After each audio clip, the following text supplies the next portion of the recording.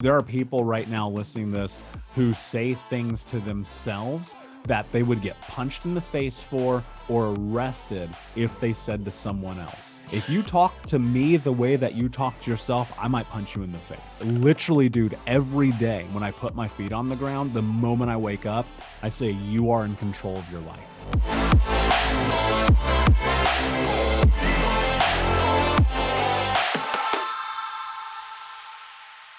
What's up, everyone? I am excited. I'm excited today. We have another life changer in the building. We have another hero, Michael Anthony, CEO and founder of Think Unbroken. Michael is a trauma and abuse coach who helps trauma survivors learn to love themselves and heal. He guides people on their hero's journey. So it's very fitting that he's here talking with us on the Hero's Journey podcast. But Michael has quite the hero's journey himself. Born to a drug addict mother, he suffered from extreme child abuse, and his mother actually cut his finger off. And that led to Michael actually becoming a drug addict himself at the age of 13 years old. And after many years of darkness and self-sabotage, he finally got fed up and decided that he wanted to create a different outcome for his life that set him on his hero's path that he's on right now. And he finally found a way to tap into his full potential. And right now he's living his healthiest and happiest life possible. Mike is another life changer, another coach, just like myself. And he's found a formula that's worked really well to help him transcend his beginnings to live his best life. And today I wanted to uncover and unravel what that process, what that formula is. What are the habits, routines, and tricks that's allowed him to be able to do and succeed the way he has. With that being said, I want to introduce Michael to the show. Michael, how you doing, brother? Brother, I'm so good. Amazing intro. Sometimes I listen to that and I go, man, my life has been crazy. But also I go, my life is exactly what I want. So I love it, man. I'm excited to be here with you today. Man, that's a powerful perspective to have that you just laid out, that your life is exactly what you want. Like, and it takes a level of presence to be able to just acknowledge and appreciate even things that other people will look at and be like, yo, that's fucked up. Right. But the way you put it, you're just like, no, you can appreciate those things.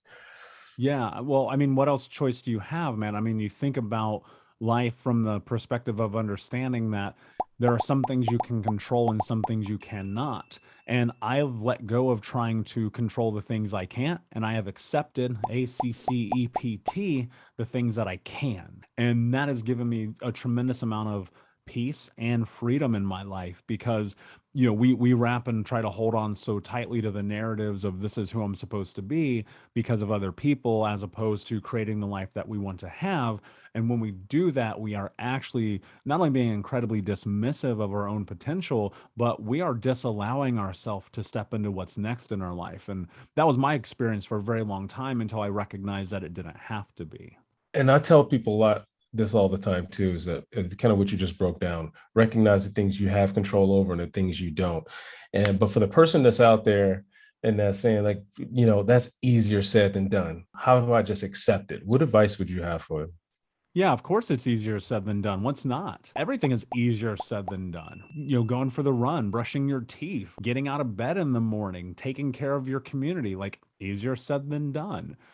I think the thing that drives me and one of the reasons why I've been successful in creating massive change in my life is because I stopped negotiating with myself. And what I Mm. mean by that is, I would always weigh these ideas of tomorrow, tomorrow, tomorrow. And when you reestablish your relationship with time and death, what you begin to understand is that A, you're going to die, and B, you're running out of time, and you may not get tomorrow. Right. And and I know that's a difficult thing in conception to understand because we think that we're immortal, right? Even Right. in the midst of the chaos of the world we're in right now, we still think that time is promised to us. And when I changed my understanding of what it meant to look at death, I asked myself this question: how would I feel on my deathbed if I lived with regret? And if I died with regret? I don't know where I stand spiritually, right? I've had a lot of back and forth, but I know that we're going to die and nobody knows what's on the other side. And so I tell myself, okay, on the other side of this, if you die or when you die, excuse me, there's a potential that you could sit down and watch a movie, and Mm, this movie would be the movie of your life. And as you're watching it, you would see yourself on this screen doing things that you didn't do. And that terrifies me mm, because of the loss of potential, the loss of the ability to be the hero of my own story. And when I go and I look at my past and my childhood, man, I was set up for failure. I should be dead or in jail. I have yeah, family in prison for life. My three childhood best friends have been murdered. I've been in handcuffs. I'm not supposed to be here, except I chose to be here. And I mm, choose to move forward in creating the life that I want to have every single day because I understand something very, very, very important. And that is that I'm going to die. mm. And what was the turning point for you? So you mentioned that you have family in jail, or you have friends that are dead. Your life, quite frankly, was headed in that exact same direction. What was the turning point for you? Yeah. So let me create context because I really want people to understand this because I don't think often enough context is created before people answer a question like this. So you mentioned when I was 4 years old, my mother cut off my finger. That's accurate. She was a drug addict and alcoholic. My stepfather was super abusive. We spent the majority of our childhood homeless or impoverished. Dude, we were so poor, the water company turned our water off. And I grew up in America. And and by the time I was 12 years old, I got high for the first time, drunk at 13, got expelled from school at 15, put in a last chance program, didn't graduate high school on time. Technically, I didn't even graduate. They just handed me the diploma. They were like, you got to get the hell out of here. And I was looking at my life and I was like, okay, cool. So I don't want to go to prison. I don't want to die. I've been stealing cars, breaking into houses, robbing people, selling drugs. I'm on a path to destruction. And when I was 18, I was like, okay, what's the solution for poverty? I was like, oh, it's got to be money. It's got to be money, right? Because how else does childhood abuse and poverty happen? The only thing I ever hear of these conversations about money. And I made a declaration to myself by the time that I'm 21, I'm going to make six figures legally. And by the time that I was 21, I was working for a Fortune 10 company with no high school diploma and no college degree. Wow. And that actually only exacerbated problems because I started making the money. And then I found myself at 350 pounds, smoking 2 packs of cigarettes a day, drinking myself to sleep, cheating on my girlfriends, not paying my bills. Dude, I was living paycheck to paycheck, making six figures, living in Indiana where the cost of rent is like a bag of corn. And and I had this breakdown moment. I put a gun in my mouth. I was Really? just done. I was like, man, I'm so done. I'm just tired of the pain, the suffering, because I hadn't done any of the work, man. I was carrying all the shame and all the guilt and all the pain and all the hurt. And I never told anybody. You know more about me in 2 minutes than people who knew me for my entire life. I went in the bathroom mirror and I was looking at myself, and I'll never understand why I did. And again, I'm keeping in mind I'm 350 pounds. Like I don't even recognize the face on the other side of the mirror. And I rewound to this moment of being this little boy when they came and turned our water off. And I went to my backyard and I took this little blue bucket and I walked across the street to the neighbor's house and I stole water. And Wow. in that moment, I was like, when I grow up, this isn't going to be my life. And while it wasn't to some extent, it was because I was trapped in it, man. I was still trapped in I'm not good enough. I'm not smart enough. I'm not capable enough. I was stuck. In that moment, looking in the mirror, having that memory, I said to myself, what are you willing to do to have the life that you want to have?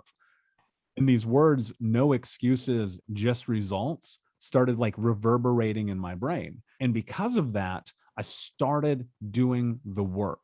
I started showing up because our past does not have to dictate our future. Now, fast forward almost 12 years, here I am talking to you. There's a lot of work in between that moment of choice, and that work is action. And I think about life like this: what you think becomes what you speak become your actions, and your actions become your reality. Right. And so I just started doing the work. I started changing the way I thought about my life. I started showing up for myself. Instead of smoking a cigarette and sitting outside of the gym and not walking in, I walked in. Right. Instead of eating McDonald's and Hardee's on the way to work, I started not. right? I just started creating these massive changes. I started putting myself in a position to change the habits, to change the routines, to change everything. And it was gradual. And it's not that I didn't fall back, because I certainly did, but I just kept moving forward and integrating a new system and process. I look at it like this, man. When you come from trauma and abuse, which many people do, estimated 83% of adults have suffered childhood trauma. I would argue it's probably 95% when you factor in non-reports. And so I found myself just thinking about, okay, I just need to change 1 degree every single day, because the Mhm. incremental and microscopic and granular changes, those matter, right? You're right. So that was it, man. I looked at myself in the mirror and I was just like, enough, dude. Do something about your life. Time to do something different. You mentioned that um, for you, the things you started doing differently, you was resonated into habits and routines that ultimately had a positive effect on your life. Let's dive into that. I want to call it. Let's call it your top 5 list. What would you say are? Walk me through each of the top 5 things that had the biggest impact. Things that you do, your habits, routines, rituals, the things that set you up for success or Yeah, set you number up. one, easy. Number one is the way I talk to myself. Look, there are people right now listening to this who say things to themselves that they would get punched in the face for or arrested if they said to someone else. Yeah. You need to think about that for a second. If you talk to me the way that you talk to yourself, I might punch you in the face. And I Totally. try to be pacifist and nonviolent, but I'm just saying, right, contextually. So the first thing that I do every single, literally, dude, every day when I put my feet on the ground, the moment I wake up, I say, you are in control of your life. Hmm. That's number Yeah. one. That's most important, because what you think becomes what you speak. And then from there, it's about water. Like, I know this is a thing people hear all the time, but you have to hydrate yourself. You Yeah. have to, because you can't function without it. So I just like, I literally down like 40 ounces of water when I wake up. You got to keep in mind I'm 6'4", 200 pounds. So if you're like 5 foot tall, you probably don't want to go drink half a gallon of water when you wake up. But I consume water because I want to flush the system. I want to prepare the body to operate functionally. Like, I want to get inflammation out. I want to be mobile. And then I go into stretching. Like, I just move my body. I just wake it up. We're stuck on these computers all day. We're on Zoom calls all day. We're connected to this thing. And so I got to get back into my body. And the stretch is a meditation in an extent, because I'm just going through a breathing pattern. A thing that most trauma survivors go through is dissociation, and the short term of it, the short version of it, is that your brain and your body are disconnected, so you're acting in these robotic ways without really understanding why you're doing what you're doing. And Mhm. so what I'm always trying to do is get my brain and my body connected again, and that moving meditation for me, and it's only like 7 minutes in the morning. I do the same thing every day. It just helps me get connected. Totally. Then, most importantly, I know you asked for 5, but this one's the most important of the 5. I'm just going in order of my day. Is I grab my journal, one of the literal 4 on my desk right now, because I believe you have to get the stuff in your brain out of your brain and onto paper. And I write down my goals. What do I want to do? What do I want to accomplish? How do I want to change my life? How do I want to change the world? And the first thing I write down every single day is, I'm going to help 250 million people before I die, because my goal is to end generational trauma in my lifetime. And I believe that through creating education and healing, you create expansion, and that expansion by proxy becomes this exponential property that eventually, on a long enough timeline, will end generational trauma. I'm going to die before that happens, but that doesn't mean I'm not going to do it anyway. Right. And finally, I work out. At some point, I have to move my body in the morning. And that workout could literally be a couple mile walk. It's normally not that. Normally, I'm in the gym, I'm lifting, doing cardio, I'm dedicating an hour to my day to that. I will say this, and because of, I do try to control my schedule as much as humanly possible, but because I'm running multiple businesses, things do happen. So sometimes when I'm like, I want to be at the gym at this time, it doesn't happen, but that doesn't mean it's not going to happen that day. Right. Sometimes I'm working out at 7 o'clock at night, Right. right? Number 6, I'll give you a bonus, is accountability. Do what you say you're going to do, and do it well, because how you do anything is how you do everything. And I Totally. don't let myself off the hook. I don't ever do that. I ask myself this question all the time, because people confuse self care. and not taking care of yourself. And I always ask myself, am I taking care of myself in this moment, or am I taking it easy on myself? Because these are Mhm. not the same thing. Yeah, dude, you had dropped some gems. You dropped some bombs right there. Uh, I'm gonna just kind of recap and walk through because first of all of these are pretty much exact the exact process that I walk through every morning. I can't stress enough how important it is just to start your morning with yourself. Like I always say, if you win the morning, you win the day. Like most people, they wake up right into their cell phones. They wake up right into the madness. They wake up I call it just in time. They wake up just in time for the first thing they got to address for the day, just in time for their first meeting or for their first, Zoom call, or they got to run out the door to go to work. They got this just in time mentality and they don't build in that buffer. So I'm proud to see that you kind of reinforced this, you got to take care of yourself first before you can Yeah, address the world every day. that's a huge mistake. And I made that mistake for a very, very, very long time. And now I'm not talking to another human being. I'm not looking at social. I don't even have email. I don't have no notifications on my phone. None. There's a handful of people. There's a handful of people who are allowed to reach out to me where I have them unblocked. But I mean, if you can see my phone here, there's nothing there. If you Yeah. text me, dude, I don't know. Right. Maybe you did, maybe you didn't. I don't know. But my point is this: the first 2 hours of my day are dedicated to me, to my projects, to my goals, to my dreams, to my body, to my health. Yeah. When you get inundated with, I'm going to go check out social media, I'm going to read my emails, you're automatically throwing yourself into a cortisol state. Plus, you have that blue light in your face. So now you're moving yourself into this fight or flight response where your day should be starting off in the parasympathetic nervous system. So when you understand the science behind looking at your phone, it's literally the dumbest thing that you can do in the morning because you're setting yourself up for failure by a biomechanical response. Yeah. Yeah. I think I mean, it's all like, it's all self-induced. Like we drive ourselves crazy because we have this mindset like, oh, somebody needs me. Oh, I got to address these emails.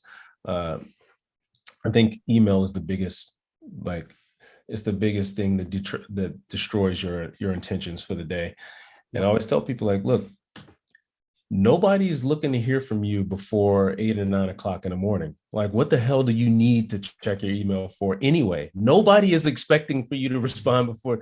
Like, there's no one sitting there like, oh, I just can't wait. Did Michael respond yet? Did he respond yet? Like, you can give yourself a break and just spend that time with yourself in the morning, and you'd be surprised at how much better your day goes when you don't let the world encroach upon your own intentions. So it sounds like Yeah. that's And I, if I can, sorry to interrupt, but I want to piggyback on that. I check email one time a day, and I have a rule, and this is going to sound insane. If you don't email me 3 times, it's not important because I'm not going to respond the first 2 times. I'm just going to hit delete. I'm dead serious, man. uh, I'm dead serious. And that's not to be selfish. It's just like, is it really important? Is it yeah. really important that you just emailed me? I love that. You got to prove how important this is. Like, Yeah, I but mean, unless you're a client, right? That's a different conversation. But if somebody's just messaged me, hey man, I want to chat. I'm like, about what? Like, about what? Like, my whole life is on the internet. All you have to do is Google me. You'll find out everything you need to know.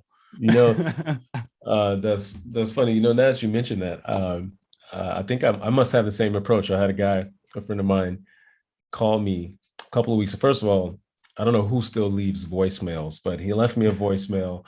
He called again, left another voicemail, and then he called a third time. Finally, I called him back. Like, okay, it must be serious. What do you want? Right? Like it wasn't until after the third call that I actually returned his call. So maybe I unconsciously have that same protocol. But I love it, man. Self care, self talk, first thing in the morning with with a positive affirmation. You can't, um, like you said, it's that self talk is like you got to be your own best cheerleader, right? Hydrate, stretch, write your goals. Oh, this is one of my favorite things. You'd be surprised how many people don't write their goals. No, I wouldn't. Um, let me tell you this: writing your goals becomes this marker to bring dreams to fruition. I see it happen all the time in my life. It's incredible. Like I can literally pinpoint it because what writing your goals does, it helps you create action. around something that you're focused on. And Totally. so one of the things that I do when I write my goals is they're tangible. They're not necessarily always time based, but they're tangible, meaning that I believe it's possible. I'll give you a perfect example. So in March, might have been April, Grant Cardone from 10X, Undercover Billionaire, he invested $10,000 into my company, Think Unbroken. Wow. Why? Because I wrote down every single day for weeks and weeks. It was months. I'm going to win this thing called the 10X pitch off, where only one other person in history ever won it. It's the second year they've done it. And what that meant was, all right, I get an opportunity to speak in front of 10,000 people Wow. and talk about Think Unbroken, talk about mental health care, talk about child abuse, talk about my goals. And every single day I wrote this down. And then you had to submit this video, talk about, pitch your business, pitch your business. Okay, cool. Submitted the video, made it into the top 10. And then what happened? So I was writing this goal. I rehearsed this thing 1,000 times before I did it. I rehearsed winning in my head 1,000 times before I won. I rehearsed every moment of that. And so on the day that I got selected, we were under the assumption that we have 5 minutes to do this pitch. And so I said, who won this pitch before? Oh, my friend Russ Yeager. Interesting. Okay, I'm going to pick up the phone and call Russ. Hey, Russ, talk to me about what you did. How did you win this? Michael, I did this, this, this. Thanks, Russ. Have a great day. I'm going to win tonight. I believe that. No, I'm dead serious. I was in a room with somebody and they were like, I'm going to win tonight. I was like, no, you're not.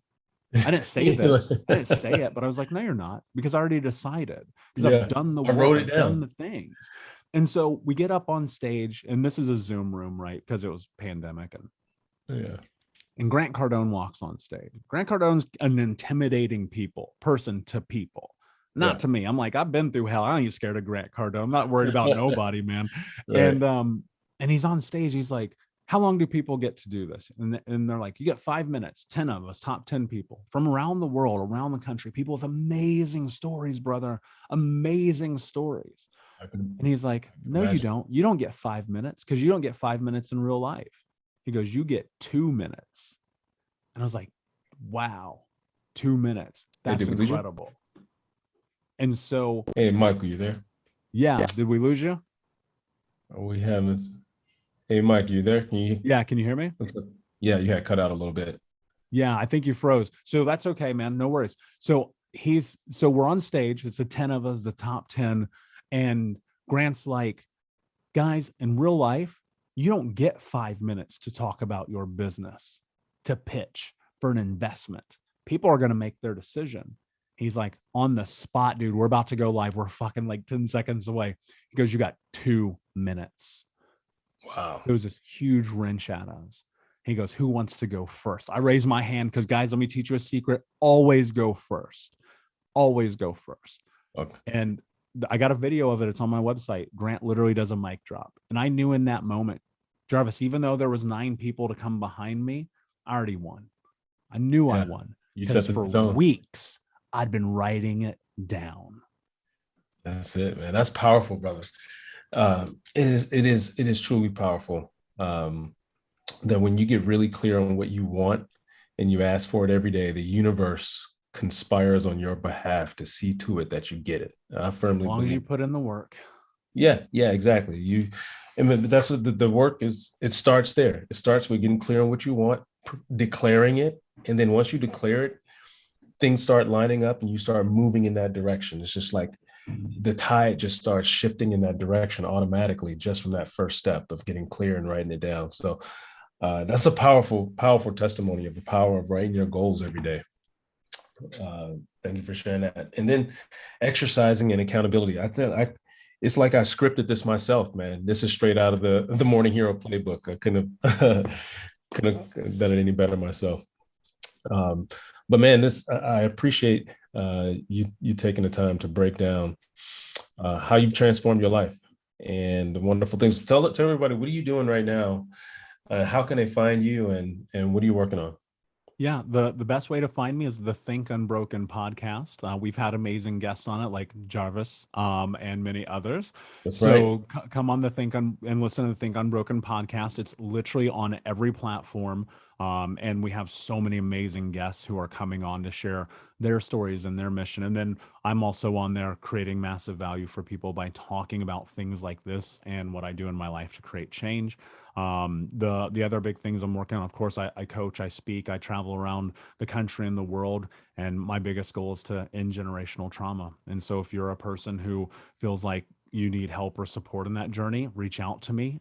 At Michael Unbroken on all the social platforms, and let's see what we can do to help you. Michael, I am just mic dropped. Mic dropped from this conversation, my man. I really appreciate you and the energy that you bring. You're just a bright light and a bright soul in this world. And I support your mission. Let's go out and change some lives together. Let's do it, brother. Thank you so much. All right, my man. I am going to end the